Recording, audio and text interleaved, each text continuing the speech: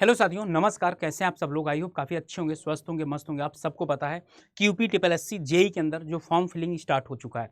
Form filling के साथ साथ बहुत बच्चे इस बात से भी परेशान हैं कि सर सर्टिफिकेट कब तक का चाहिए, कौन सा चाहिए।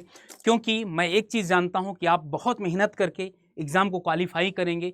कहीं ऐसा ना हो जाए कि जब आप डीवी करवाने जाएँ, डॉक्यूमेंट वेरिफिकेशन करवाने जाएँ, तब किसी फॉर्म की वजह से आपको रिजेक्ट कर दिया जाए। याद रखिएगा, ये सेशन आप लोगों के लिए बहुत ज़्यादा इम्पॉर्टेंट है और हेल्पफुल भी है आप लोगों के लिए। तो इस सेशन को शुरुआत से लेकर लास्ट तक ज़रूर देखिएगा। देखिए, यहाँ पर अगर पहले बात किया जाए तो इम्पॉर्टेंट डेट कौन सी है जहाँ तक आपको सर्टिफिकेट होने चाहिए, कहाँ से लेकर कहाँ तक आपके लिए मान्य होगा, ध्यान दे लीजिएगा। ओबीसी, ईडब्ल्यूएस, एससी, एसटी, ठीक ना। चलिए मैं आपको बता देता हूँ। देखिए, यहाँ पर मैं अगर बताऊँ आपको, तो आपका निवास डोमिसाइल मतलब निवास प्रमाण पत्र अगर 1 साल तक का होगा तो चलेगा। क्या डोमिसाइल अगर आपका अगर निवास प्रमाण पत्र अगर आपका निवास प्रमाण पत्र अगर 6 महीने का भी है तब भी चलेगा।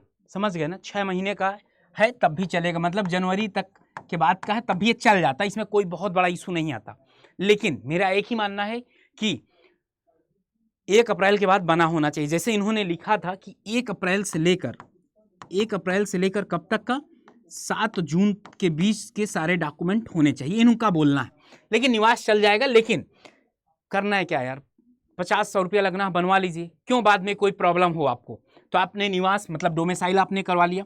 डोमिसाइल के बाद कास्ट सर्टिफिकेट पे अगर चला जाए तो सबसे पहले मैं ईडब्ल्यूएस की अगर बात कर लेता हूँ। सबसे पहले अगर मैं ईडब्ल्यूएस की बात करता हूँ तो ईडब्ल्यूएस भी भाई 1 अप्रैल से, ये जो डेट दिया गया है ना, इसी के मिड का होना चाहिए, समझ लीजिएगा।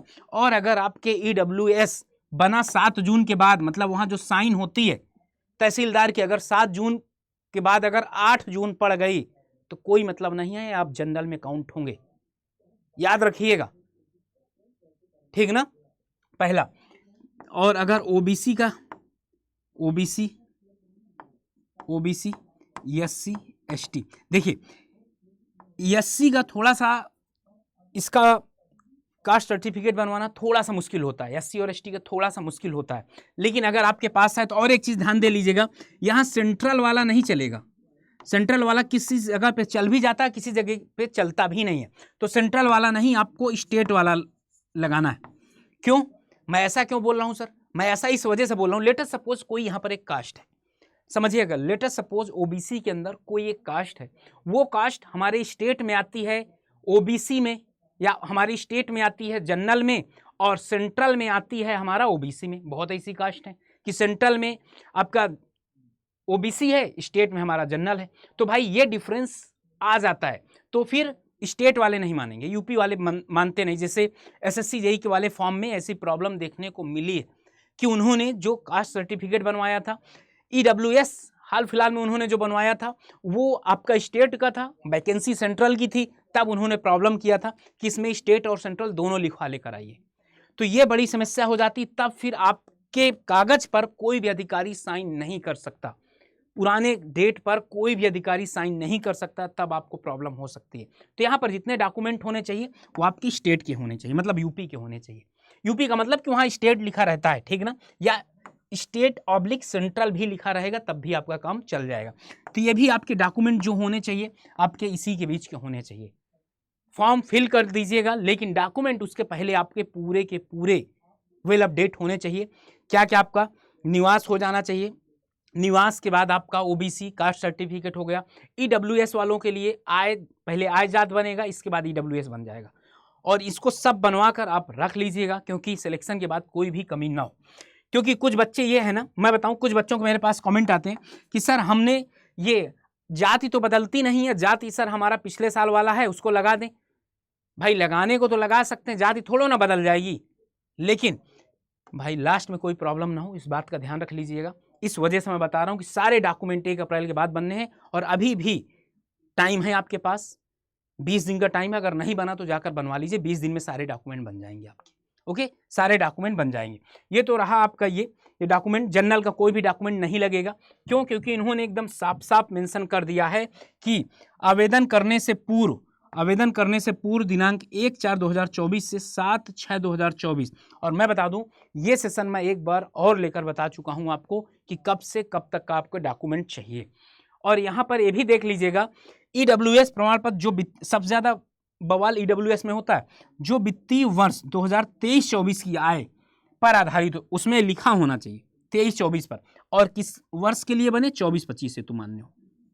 मतलब इसको बेस मानते हुए आगे का बना कर दे आप, 23-24 को वित्तीय वर्ष मानते हुए 24-25 हेतु मान्य हो, ये अंतिम तारीख है आपकी बनने की। अगर आप ये नहीं दे पाएंगे तो भाई वो छूट वगैरह नहीं दे पाएंगे आपको। तो यहाँ पर मैंने आपको सारा कुछ बता दिया डॉक्यूमेंट में। और इंपॉर्टेंट डॉक्यूमेंट की अगर बताऊँ तो आपके पास कास्ट हो गया, डोमिसाइल हो गया, ईडब्ल्यूएस हो गया, बस हो गया, हाई स्कूल, इंटर, डिप्लोमा, इतने आपके पास डॉक्यूमेंट होने चाहिए। और जो भी फैक्ट भरिएगा फॉर्म जरूर चेक कर लीजिएगा। फोटो और साइन आप चेंज नहीं कर पाएंगे, फोटो और साइन आप चेंज नहीं कर पाएंगे, क्योंकि वो कहाँ से लिया होगा, वो अपना आपका जो आपने पेट दिया ना वही उठा लेता, वो तो चेंज नहीं होगा। तो बस इतना ही आपको बताना था कि आपके डॉक्यूमेंट बनवा लीजिएगा तुरंत, अगर नहीं बने तो। और बनवाने बाद देखिए, अभी आपके दिमाग पे ये चल रहा होगा कि सर तैयारी करना, देखो वैकेंसी ठीक ठाक है, 4016 वैकेंसी है, अभी 1200 और करीब बढ़नी है, तो 5000 करीब वैकेंसी आपकी होने वाली है। आपको इस बात का वहम ना हो, अहंकार ना हो कि वैकेंसी बहुत कम है, बच्चे बहुत, वैकेंसी बहुत ज़्यादा, बच्चे बहुत कम है, इस बात मत रखिएगा दिमाग में। क्योंकि भाई सिलेक्शन तो 4000 का होगा, बाकी 12000 20,000 बच्चे तो बाहर होंगे ना, सोचिए कहीं वहाँ पर आपका नाम ना हो जाए। याद रखिएगा, मेहनत बहुत ज़्यादा ज़रूरी है। और आपका जो टारगेट होना चाहिए वो PWD ही होना चाहिए, PWD या इरिगेशन या आवास विकास, 3 आपके टारगेट होना चाहिए। लेकिन हीरा जो है आपका PWD ही होना चाहिए। उसके लिए अगर आप पढ़ चुके हैं बहुत अच्छी बात है, और अगर पढ़ना चाह रहे हैं तो यूट्यूब के अंदर मेरी क्लासेस पड़ी हुई हैं, UPTPLSC JEE by Pramod sir डालेंगे तो वहाँ पर कॉन्सेप्ट की सीरीज आ जाएगी। उस कॉन्सेप्ट की सीरीज को आप एक बार पढ़िएगा, आपको मजा आ जाएगी। यहाँ UPTPLSC JEE Hindi foundation batch आपका होगा, जो 18 अप्रैल से स्टार्ट है। यहाँ पर मैं आपको BMC पढ़ा रहा हूँ। क्या पढ़ा रहा हूँ यहाँ पर आपको? मैं BMC पढ़ा रहा हूँ।